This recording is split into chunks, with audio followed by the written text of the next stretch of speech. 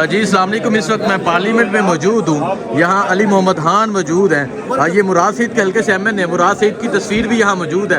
علی بھائی, آپ کا دوست, آپ کا ساتھی مراد آپ آج ادھر نہیں ہیں, کیا کہیں گے آپ؟ بڑا اس کو مس کر رہا ہوں. مراد چھوٹا بھائی ہے. 2013 اور 18 میں دونوں کا سفر ساتھ شروع ہوا. کابینہ میں بھی سفر ساتھ شروع ہوا, لیکن اس کا لگتا ہے کہ امتحان تھوڑا طویل ہے. تو آج بہت سے لوگوں کو مس کر رہے ہیں جو آج ہمارے ساتھ دنیا میں نہیں ہے, جو جا چکے ہیں. لیکن دو لوگ ظاہر ہیں, عمران خان صاحب اور مراد سعید, ان کی آج بڑی کمی محسوس ہوئی ہے. ٹھیک ہے, آپ مراد سعید کے حلقے سے ایم این اے بن کے آج یہاں تشریف لائے ہیں, تو کیا کہنا چاہیں گے؟ ہاتھ میں مراد سعید کی تصویر بھی ہے.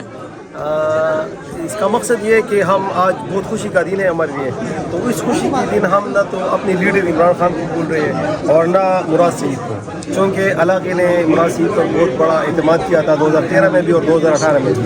تو اس کے بعد 2024 میں پارٹی کا ایک عام سا ورکر ہوں. نہ میں اس کا کوئی رشتہ دار ہوں, نہ میں اس کا کوئی قریبی دوست ہوں. میں پارٹی کا ایک عام ورکر ہوں. میں یونین کونسل سے لڑکے اوپر آیا ہوں. تو اس نے ملک پر اعتماد کیا اور میں 74,000 لیڈ سے عمران خان کی وجہ سے جیتا ہوں. تو میرا مقصد, میری جو جدوجہد ہوگی وہ خان صاحب کی آزادی کے لیے ہوگی اور مراد سعید کو پارلیمنٹ میں واپس لانے کے لیے ہوگی. ٹھیک ہے, یہ عدنان ہے, پی ایس ٹو مراد سعید تصویر لے کے یہاں پہنچے ہیں. سر, کوئی پیغام دینا چاہیں؟ آج حلف بھی آپ نے لے لیا ہے اور ان لوگوں نے بھی حلف لیا ہے جو آپ کو پتہ جس طرح اسمبلی میں پہنچے ہیں, کچھ کہنا چاہیں آپ؟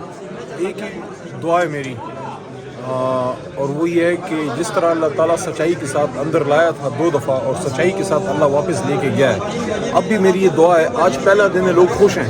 ہم نے وہ دن بھی دیکھے جب آپ آخری بار یہاں سے جاتے ہیں تو سب کچھ نظر کے سامنے ہے. یہ بڑی عارضی سی خوشی ہے. ہماری منزلیں یہ پارلیمنٹ کی بلڈنگ نہیں ہے, یہ سنگ میل ہے. منزل ہماری پاکستان کو وہ پاکستان بنانا ہے جس کے لیے قائد اعظم نے یہ ملک بنایا تھا حضور نبی کریم صلی اللہ علیہ وسلم کی خواہش پہ. اور وہ کیا ہے؟ پاکستان کو اسلام کا وہ قلعہ بنانا جس میں صرف پاکستانی نہیں, دنیا بھر کے مسلمان جس میں اپنا امن ڈھونڈ سکیں, جو مسجد اقصی کو آزاد کرا سکیں, جو فلسطین کو آزاد کرا سکے, جو کشمیر کو آزاد کرا سکے. وہ پاکستان جو دنیا میں مظلوم کو بچا سکے ظلم سے, پاکستان کو ملک بنانا, اس کے لیے ہماری جدوجہد ہے.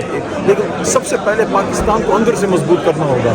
جب تک اس ملک میں قانون کی حکمرانی نہیں ہوگی, جب تک اس میں ایماندار قیادت نہیں ہوگی, جب تک اس میں حق پرست لوگ اقتدار میں نہیں آئیں گے, تب تک یہ ملک بن نہیں سکتا جس کے لیے بنا تھا. تو ہماری جدوجہد ہے, پہلے اپوزیشن میں تھے, پھر حکومت میں, آج پھر اپوزیشن میں ہے.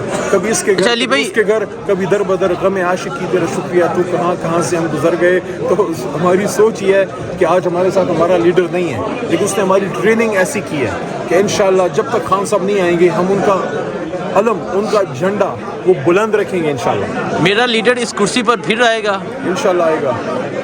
وہ لائن ریپیٹس کر دی, آج اسمبلی میں ہے. اپنی ہمت دکھائی ہے, قوم نے تو پاس کر دیا ہے. علی بھائی, آپ سے ریکویسٹ ہے وہ لائن ریپیٹ کر دیں جو آپ نے لاسٹ ٹائم, اس کے بعد آج آپ اسمبلی پہنچے ہیں, وہ لائن ریپیٹ کر دیں اور وہ شعر بھی ریپیٹ کر دیں.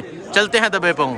شعر تو اس دن کے لیے تھا, لائن البتہ بول دیتا ہوں کہ خان صاحب ایک اصلی شعر ہے جو جنگل کا اس وقت اڈیالہ میں انہیں بند کیا ہوا ہے. اصلی شعر ایک بار پھر نکلے گا انشاءاللہ, اس سے عوام میں گرجے گا, اور جب خان صاحب یہاں پہ بولیں گے پوری دنیا سنے گی انشاءاللہ. ٹھیک ہے, بہت شکریہ.